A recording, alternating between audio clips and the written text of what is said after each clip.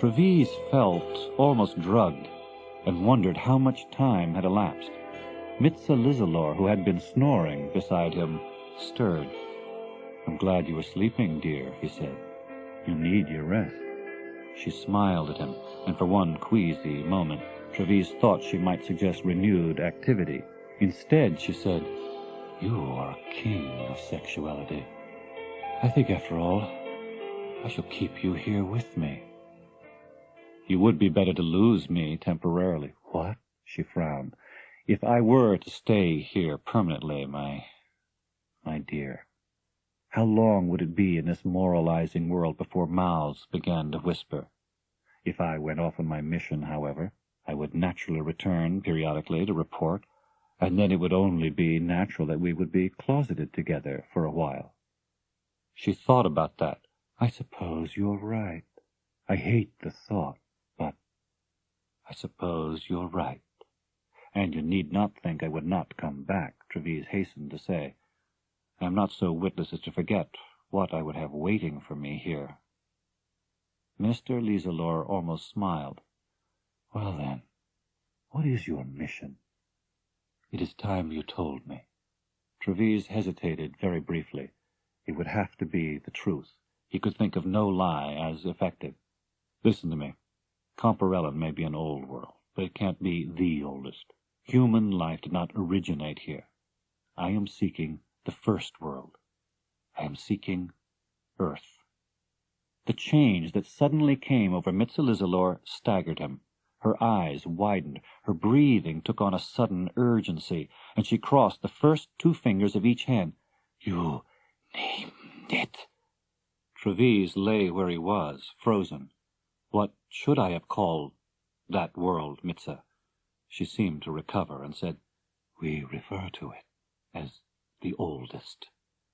Treves felt his temperature rising. "What's the difference?" Lizalor said darkly, "There are words one doesn't say, and that one is a sad word, a solemn word. It represents a world that was ancestor to us all, and that now doesn't exist."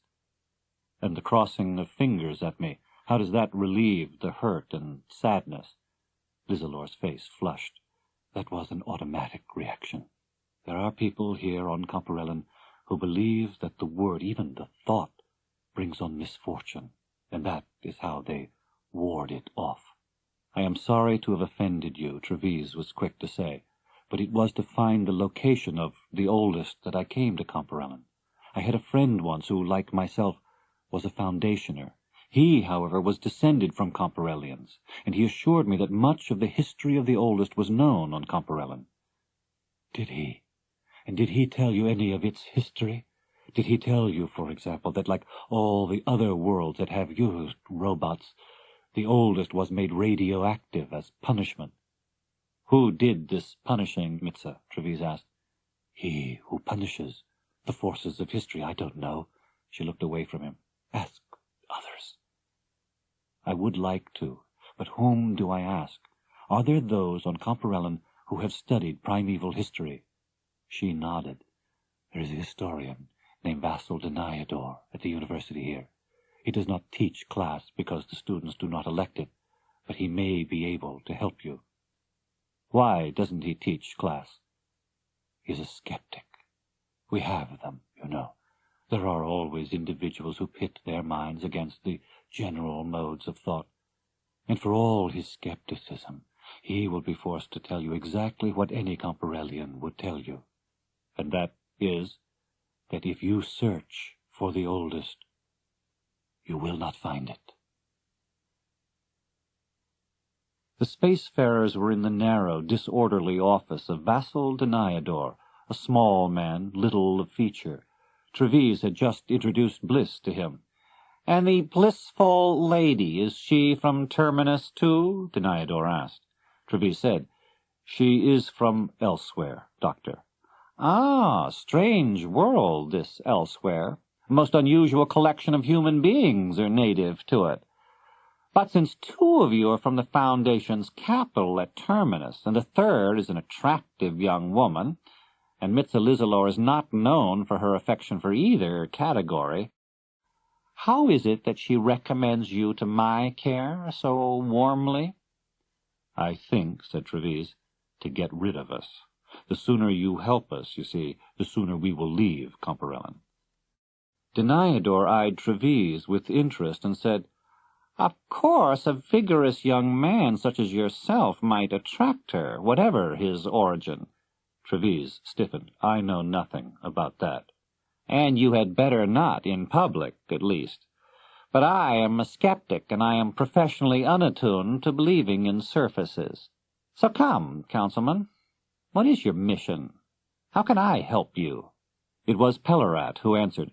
To put it at the simplest, dear Doctor, I have all my mature life attempted to penetrate to the basic core of knowledge concerning the world in which the human species originated, and I was sent out along with my good friend Councilman Treves to find, if we could, the oldest, I believe you call it. The oldest, said Deniador. I take it you mean Earth. Pellerat's jaw dropped. Golan led me to believe, that is, I was given to understand that one did not. Nonsense, gentlemen.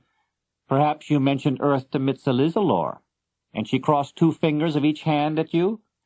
Mitzalizalor comes from the central mountain range, and the children out there are brought up in what is called the good old-fashioned way. But what is known of Earth? Pellerat asked. Deniador said, Very little, but the belief is general here that Earth exists in this corner of the galaxy. For the worlds here are unusually old, and it is likely that the first worlds to be settled were close to Earth rather than far from it.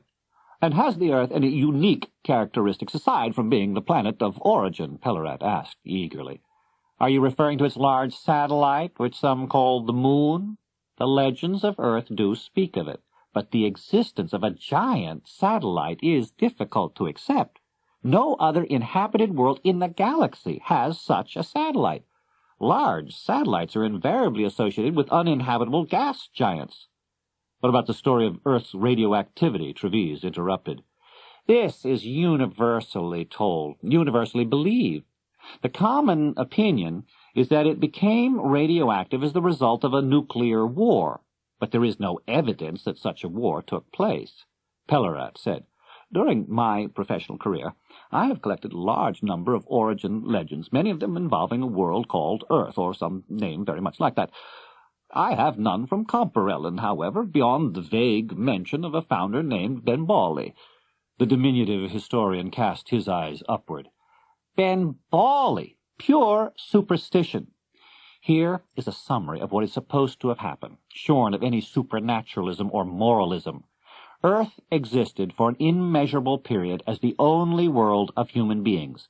Then, about 20 to 25,000 years ago, the human species developed interstellar travel by way of the hyperspatial jump and colonized a group of planets. The settlers on these planets made use of robots to develop a high-technology society. According to some versions of the story, they dominated and oppressed the ancestral world. Eventually, Earth sent out a new group of settlers, among whom robots were forbidden. Of the new worlds, Comparellan was among the first, or, if our patriots are to be believed, the first. In any case, the first group of settlers died out. And why did the first group die out? Treves asked. Why? Our romantics say they were punished for their crimes by he who punishes. But one doesn't have to resort to fairy tales. It is easy to see how a society that depends totally on robots can become soft and decadent. The second wave of settlers without robots lived on and took over the entire galaxy. But Earth grew radioactive and slowly dropped out of sight. The blame is usually attributed to the robots on Earth. Bliss, who had listened with some visible impatience, said, Well, Dr. Deniador, the crucial question is a simple one. Exactly where is Earth? What are its coordinates? Deniador said, The answer to that question is, I don't know. He sank into doubtful thought for a while. Then he went on. Earth, of course, is not the only planet whose position is a mystery. The positions of the worlds of the first group of settlers, the spacers as they are called in our legends, are also unknown. The planets they inhabited are known as the spacer worlds.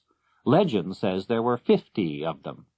Deniador stopped for a moment to let this sink in. Then he said, "In their pride and prime, the legend goes, spacers had lifetimes stretching out for centuries and refused to allow our short-lived ancestors to land on their worlds. After we had defeated them, the situation was reversed. We scorned to deal with them. Hence, those planets became the forbidden worlds. We were certain, so the legend states, that he who punishes would destroy them, and perhaps he did, for no spacer has been seen in the galaxy for millennia." "Of course," said Treves, "even if the spacers don't exist any longer, their worlds may well contain records that would direct us to Earth. Are you at least able to provide us with the coordinates of any of the spacer worlds?" Deniador hesitated.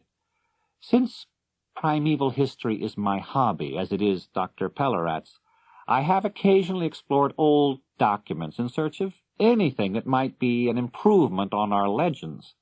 Last year, I came upon the records of an old ship from back in the days when Comparellan was called Bailey World, an even earlier form of the Benbali world of our legends." Pellerat said excitedly, "Have you published?" "No," said Deniador. "I do not wish to dive until I am sure there is water in the pool, as the old saying has it. However, in what was left of the log of the ship, I came across some figures. Internal evidence suggests that they are the spatial coordinates of 3 of the spacer worlds. You're free to use the figures, though you might get nowhere. And yet I have an amusing notion." A smile suddenly lit up his face. "What is that?" said Treves. "What if one of those sets of coordinates represented Earth?"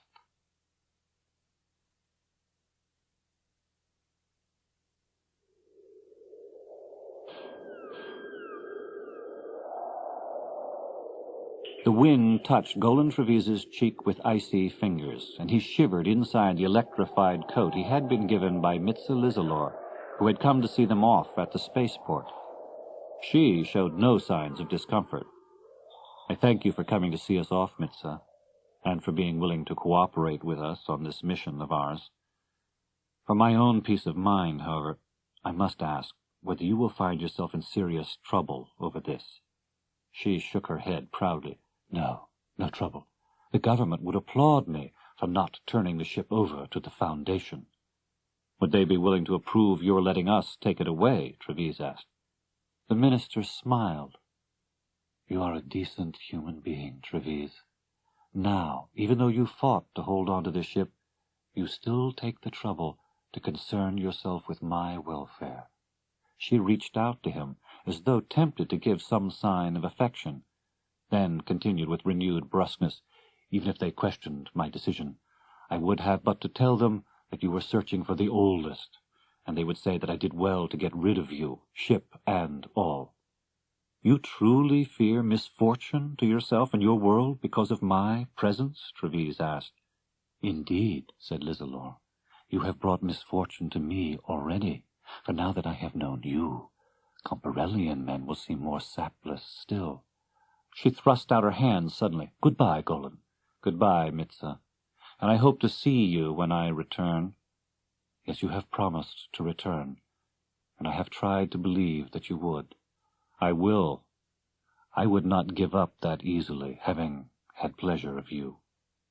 I do not doubt your romantic impulses, my sweet Foundationer, but those who venture outward on a search for the oldest will never come back anywhere."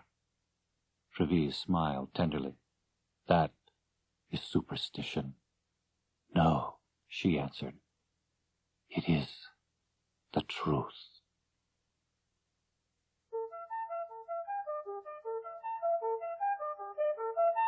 "Golan," Pellerat was saying several days and several long hyperspatial jumps out from Comparellan, "does it bother you if I watch?" "Not at all, Jenna." "If I ask questions?" "Go ahead."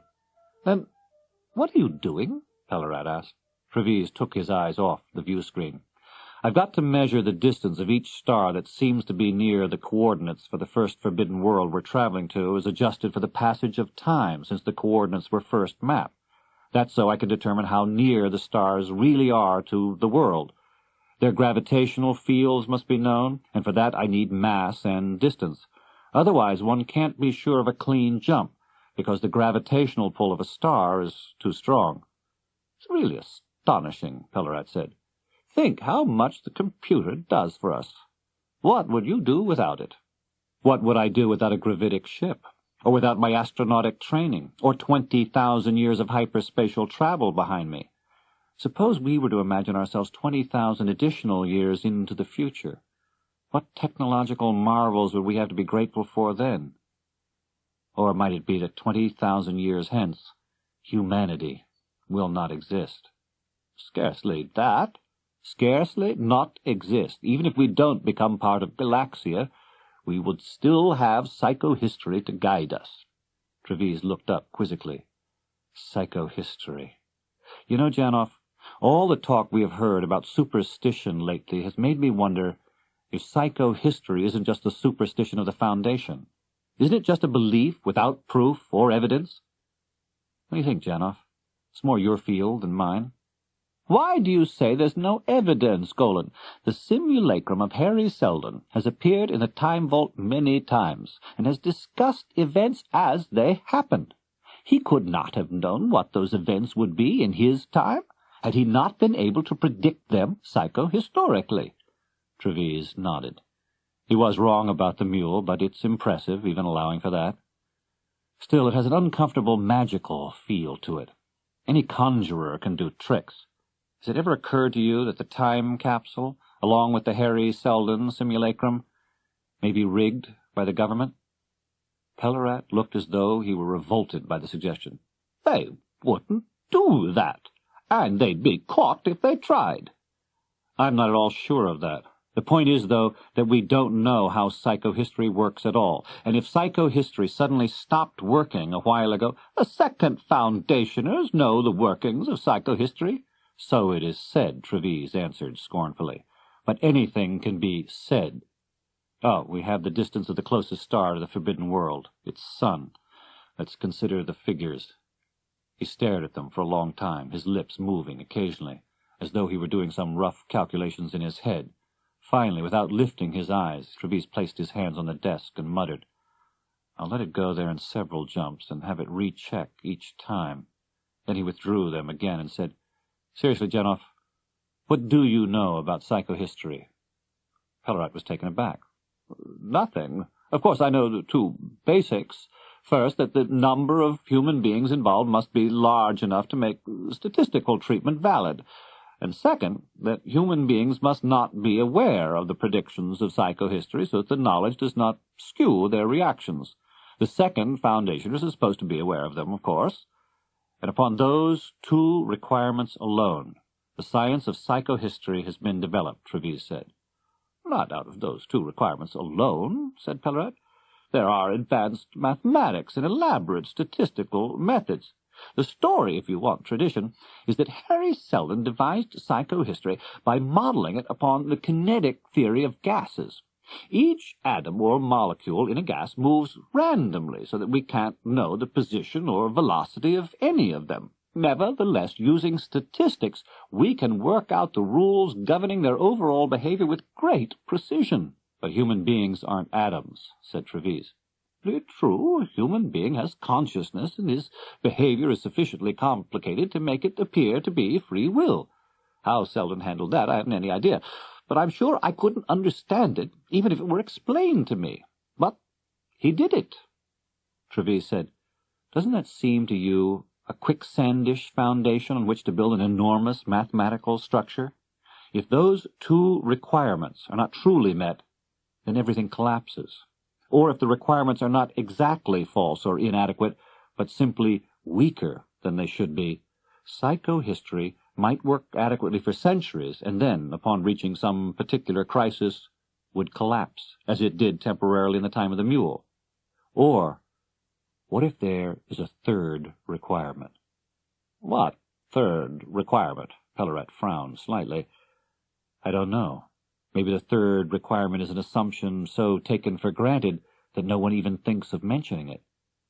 But I see we are now in the neighborhood of the sun of the forbidden world."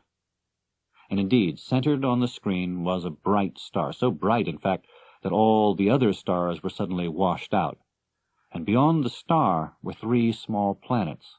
The computer's scan of the planets identified the innermost as inhabitable, that is, having a surface temperature in the liquid water range and an oxygen atmosphere as well. Treves waited for its orbit to be computed. "There's no giant satellite," said Treves with disappointment. "So it isn't Earth." The target planet, when they got close enough to see it, was in potential beautiful. Its continental areas were large but sinuous. There were lush tracts of both tropical and temperate forests, rimmed by grasslands. But there were also semi-barren areas scattered through the forest, and parts of the grasslands were thin and spare. This gave the planet as a whole a curiously moth-eaten look. The far star was drifting slowly now across a 500-kilometer-wide stretch of scattered heath and firs with occasional clumps of trees. "What do you think of that?" Treves pointed suddenly, as a ship came to a drifting halt, and hovered over a range of tumbled mounds of soil and sparse grass. "It doesn't look like anything to me," said Pellerat. "There's a straight line arrangement to that junk, parallel lines, and you can make out some faint lines at right angles, too. See? See? You can't get that in any natural formation. That's human architecture, marking out foundations and walls." "I suppose it is," said Pellerat. "If it involves archaeological research, professionals would take years to—" "Let's follow those lines and see where they take us," Treves said. It was toward one end of the area, at a place where trees were somewhat more thickly clumped, that they came to standing walls, or partially standing ones, and Treves brought the spaceship down. He said, "We seem to have chosen a comfortable latitude or season of the year, and after Comparellan, that is a pleasure."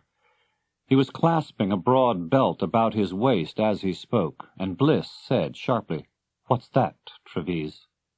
"Here on my right is my blaster, and here on my left my neuronic whip. It's just my old Navy training. I'm not going into an unknown world unarmed." "2 varieties of murder," said Bliss with distaste. "Only one," Treves corrected her. "The blaster kills. The neuronic whip merely inflicts pain." "Why are you taking them?" "Because it's an enemy world." "Treves, it's an empty world," Bliss said. "There's no technological society, it would seem. But what if there are post-technological primitives?" "I detect no human neuronic activity, Treves. That eliminates primitives of any type, post-technological or otherwise." "Then I won't have to use my weapons. But I suggest that you two also—" "No," said Bliss.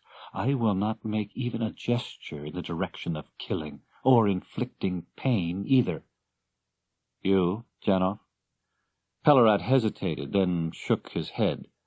"We didn't have arms on Comparellan. I wouldn't know how to use one of those things, and in an emergency I just run anyway, and get killed." "You won't get killed, Pell," Bliss said. "Gaia has you in Mayarit's protection, and that posturing naval hero as well." Outside, the light had an almost subliminal oddness, and the world had a distinctively musky smell. The trees nearby looked old, with gnarled bark and trunks a little off the vertical. Was it the trees that lent a somehow menacing ambience to the world? Or was it something else? Was it that it was not merely an uninhabited world, but a deserted one? Treves had never been on a deserted world before, never thought a world could be deserted. He proposed that Pellerat and Bliss go off to explore the ruins. "You, Janov, will be able to judge the value of any records you find, and I imagine, too, that you understand writings in ancient galactic." Pellerat said, "Come, Bliss, I've been a collector of old tales all my life, so I've never actually put my hands on ancient documents. Imagine if we could find—" Pellerat's voice faded as Treves watched them walk away. Slowly he walked along the border of the hill. He yawned. Certainly nothing exciting was happening, and he wondered if he might not retreat to the ship and take a nap. No, unthinkable. Clearly he had to stand guard. And then he realized that he was not alone. Until then he had not seen any living creature other than plant growth, insects, and an occasional bird. He had neither seen nor heard anything approach, but now an animal stood between him and the ship. It was a dog, large, lean, and rangy, with long legs and pointy teeth. The dog backed away a step, and then its upper lip wrinkled into a snarl, and it growled. Treves froze. His eyes caught motion to one side, and his head turned. There were two other dogs advancing from that direction. They looked just as deadly as the first. Deadly. That was the appropriate adjective. His heart was suddenly pounding. The way to the ship was blocked. Treves started sidling toward a tree. At some point, when he was close enough, he would have to make the dash. He could not wait too long or run too soon. Now! He felt the snap of jaws close on the heel of one foot. Treves had not climbed a tree since he was 10. In this case, though, the trunk he started up was not quite vertical, and the bark was gnarled and offered handholds. He found himself now sitting in a crotch, perhaps 10 meters above the ground, while at the base of the tree 5 dogs sat on their haunches, staring upward, tongues lolling, all looking patiently expectant. What now?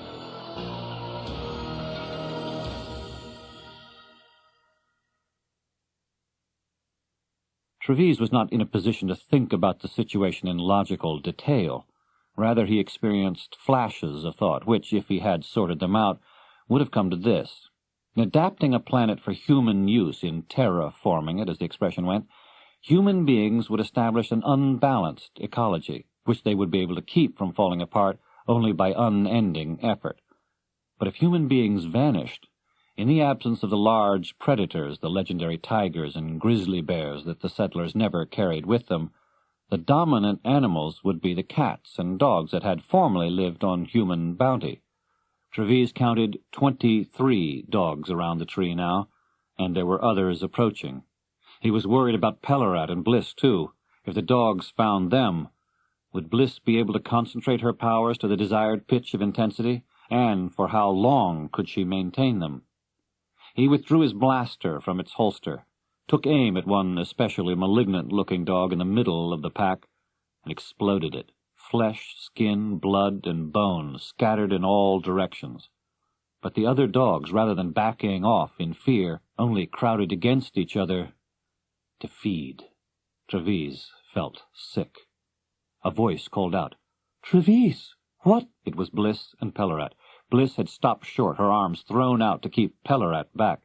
Treves shouted, "I tried to drive them off without involving you and Janoff. Can you hold them off?" "Barely," said Bliss.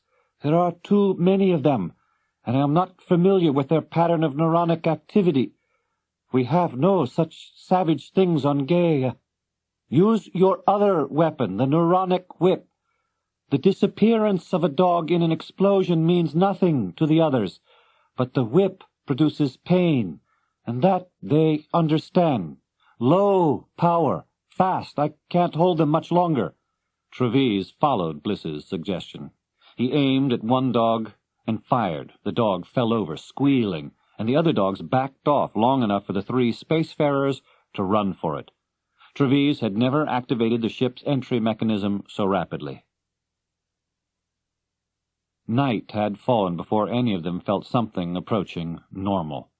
Pellerat was in his bedroom, working with his reader and the compact disc on which his lifetime of research was stored. Bliss and Treves were alone together. Bliss looked at Treves thoughtfully.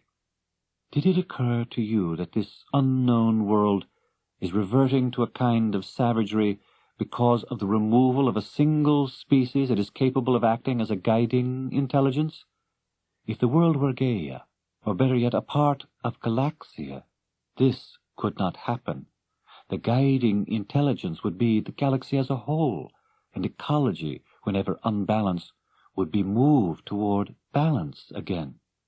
Treves seized on the argument. "Therefore, doesn't it seem obvious to you that the human mind is qualitatively different from everything else, and human beings are a special case, and must be treated as such?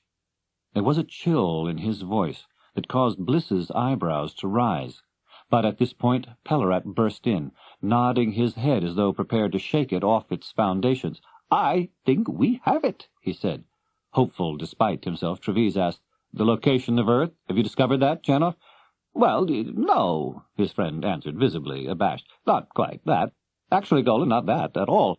It's something else I discovered in the ruins. A stone inscribed in an archaic pre-galactic language. I found it impossible to make out much except for one short phrase which reads, 'Planet Aurora.' I imagine this planet on which we rest is, or was, named Aurora." "Well, it had to be named something," said Treves, disappointed. "Yes, but Aurora meant dawn in some pre-galactic languages, and some word for dawn or daybreak is often used for space stations or other structures that are the first of their kind. If this world was given a name meaning dawn, it may have been the first of its kind, too.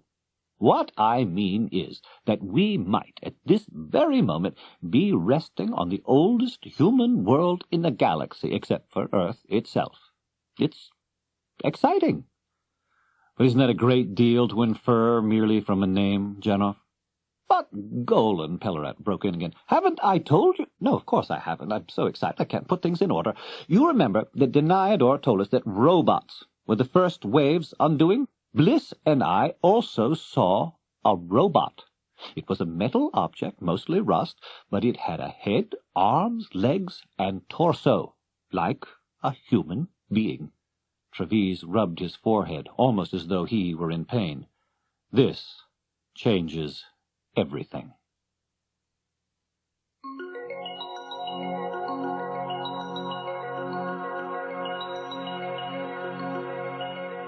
When Treves had worked the computer to find the star of the first set of coordinates, both Pellerat and Bliss had watched intently and had asked questions. Now they stayed in their room and left the job entirely to Treves.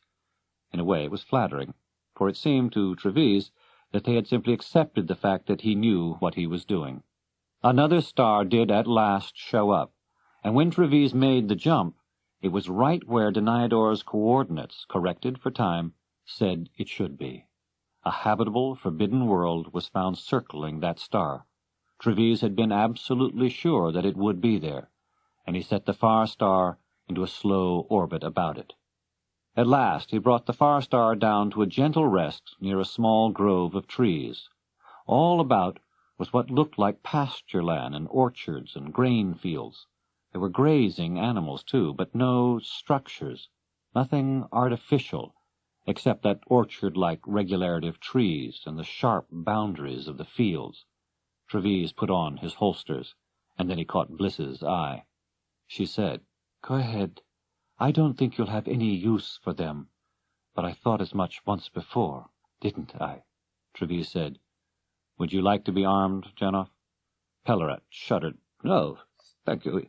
Between you and your physical defense and Bliss and her mental defense, I feel in no danger at all." Treves said, "I understand. Just don't go anywhere alone." Treves stepped out of the ship first, with Bliss and Pellerat following. They took in their breath with surprise. The smell of the planet was delightful, but even so, Pellerat was disappointed. "There seems to be nothing about." "Only seems to be," said Bliss, who had already sensed the presence of intelligence. "They're approaching from beyond that rise," she pointed, and 3 figures appeared, as if on cue. Treves watched curiously. Though he had never previously seen robots, he felt not a particle of doubt but that that was what they were. They had the general shape of human beings, and yet they were obviously metallic. "Can you tell whether they are hostile?" Treves's hand was on his blaster. "You'll have to allow for the fact that I have no experience whatsoever with their mental workings, Treves. But I don't detect anything hostile." When the robots came to a halt, Treves raised his left hand, palm outward, in what he hoped would be recognized as a gesture of peace. "I greet you. We come to this world as friends." The middle robot of the 3 ducked his head in a kind of abortive bow and began to make sounds. "It's gibberish," Treves said to his companions. "Not at all," Pellerat responded. "It's galactic, but very archaic. I catch a few words. Let me give it a shot." "Ask them where Earth is," said Treves. Pellerat said the words one at a time, with exaggerated hand gestures. The robots looked at each other and made a few sounds. It was the middle one again that responded. Pellerat said to Treves, "I'm not sure I'm getting across what I mean by Earth. I suspect they think I'm referring to some region on their planet, and they say they don't know of any such region." "Do they use the name of this planet, Janov?" "I think what I'm hearing is Solaria," Bliss said. "Ask those robots how old they are, or rather, how long they have been functioning." After several exchanges, Pellerat said, "They've been functioning for 26 years. If these robots are only a couple of decades old, there must be those who manufactured them." Bliss raised a hand to stop Treves, and there was a strained and intent look on her face. "Coming now." Treves turned his face in the direction of the rise, and there, striding toward them, was a human being. His complexion was pale, and his hair light and long. His face was grave, but quite young in appearance. The robots stepped aside for him. "Greetings, wanderers from space," he said in standard galactic. "What would you with my robots?" Treves did not cover himself in glory. He said, foolishly, "You speak galactic." The Solarian said, "And why not? I learned your way of speaking from the hyperspatial communications of the worlds beyond." Treves studied the Solarian. He was wearing a thin white robe that opened in front to expose a bare chest and loincloth, and Treves could not tell whether the Solarian was male or female. "We are travelers seeking information to reach our destination," Treves said finally. "We seek the location of Earth. Could you tell us that?" The Solarian's eyebrows lifted. "I would have thought that your first object of curiosity would have been myself. I will supply that information, although you have not asked for it. I am Sartan Bander, and you stand upon the Bander estate, which stretches as far as your eye can see. I cannot say that you are welcome here. In the old days, settlers, you and your ship would have been destroyed on sight. For when members of an expanding society set foot upon an inoffensive and static one, that mere touch is filled with potential danger. That would be a barbaric way of treating people who mean no harm and offer none," Treves said cautiously. "While I appreciate the information you have offered us so freely, you have failed to answer the question I did ask. I will repeat it. Could you tell us the location of the planet Earth, sir?" A queer look of repugnance flitted over the Solarian's face. He said, "Please address me simply as Bander. If you must use a form of address, do not address me by any word implying gender. I am neither male nor female. I am whole. You told me that you came with no intent of harm," he continued. "That is correct. Then why did you come armed?" "It is merely a precaution." "It doesn't matter. Your little weapons represent no danger to me. Yet I am curious. May I see your weapon?" Treves took a step backward. "I'm afraid not, Bander." Bander seemed amused. "I ask only out of politeness. I need not have asked at all." It held out its hand, and from Treves's right holster there emerged his blaster, while from his left holster there rose up his neuronic whip. Treves snatched at his weapons, but felt his arms held back. Both Pellerat and Bliss were held as well. The weapons flew to Bander's hands, and it looked the devices over carefully. "I'll bleed the energy content off each weapon. That leaves them harmless." The Solarian released the weapons, and they drifted through the air. Each settled neatly into Treves's holster. Bander smiled. "You are quite helpless, Outworlder. I can as easily, if I so desired, destroy your ship, and, of course, you.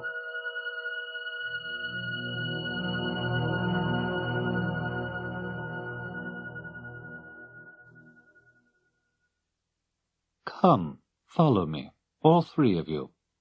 I will tell you a story. Bander began to walk forward, and the others followed. Bander turned and looked intently at Bliss, as though truly aware of her for the first time. You are the feminine half-human, aren't you? These other two are masculine half-humans. Have you had your child yet, feminine? My name, Bander, is Bliss. I have not yet had a child. This is Trevise. This is Pellerat. And which of these two masculines is to assist you when it is your time? Or will it be both? Or neither? Pell will assist me, Bander. Bander turned his attention to the white-haired Pellerat. How old are you? I'm 52, Bander. That's galactic standard years, Pellerat said. And how old will you be when you die? Bander asked. I can't say. I may live 30 more years. 82 years, then. Short-lived, and divided in halves. Unbelievable. And yet my distant ancestors on Earth were like you. Well, it seems only we of Solaria learned how life was to be lived. We do not flock like animals, as they did on Earth, and even on the other spacer worlds. We live each alone, with robots to help us. We view each other electronically as often as we wish, but come within natural sight of each other only, rarely. It is many years since I have gazed at human beings as I gaze at you now, but then you are only half-humans, and your presence, therefore, does not limit my freedom any more than a cow or a robot would. Yet we were once half-human, too.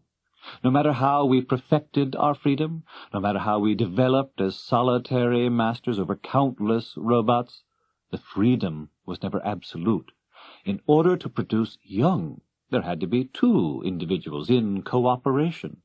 It was possible, of course, to contribute sperm cells and egg cells to grow the embryo artificially. It could all be done, but the half-humans would not give up the pleasure that went with biological impregnation. Perverse emotional attachments would develop, and freedom vanished. That is why we moved underground and broke off all contact with the rest of the galaxy. It was to work to adjust our genes. It took us many centuries, but we finally became whole human beings, incorporating both the masculine and feminine principles in one body, supplying our own complete pleasure at will, and producing, when we wished, fertilized eggs for development under skilled robotic care. Hermaphrodites, said Pellerat. Hermaphroditism stops evolution dead in its tracks, said Trevise.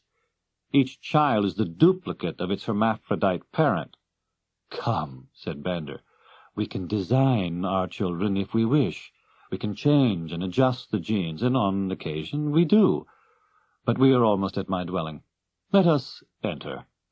They passed through a door that opened as they approached and then closed behind them. The room was cavernous, but there was only one chair in it. Bander pointed to a wall apparently no different from the other three. That wall is my vision screen. The world opens before me through that screen, but it in no way limits my freedom, for I cannot be compelled to use it. See here, I'll tell you another story. Go ahead, said Trevise. 20,000 years ago, when the half-creatures of Earth began to swarm into space and we ourselves withdrew underground, the other spacer worlds were determined to oppose the new Earth settlers, so they struck at Earth.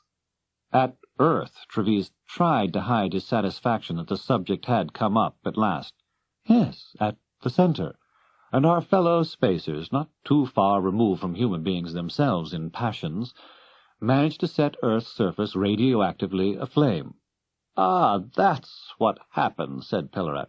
How was it done? I don't know how it was done, said Bander indifferently. In any case, it did the spacers no good. That is the point of the story. The settlers continued to swarm, and the spacers died out, except for ourselves. We are still here." Pellerat snapped his fingers impatiently. "But this matter of Earth, is what you tell us legend or history?" "How does one tell the difference, half-Pellerat? There are no records. Come, half-humans, I want to show you my home.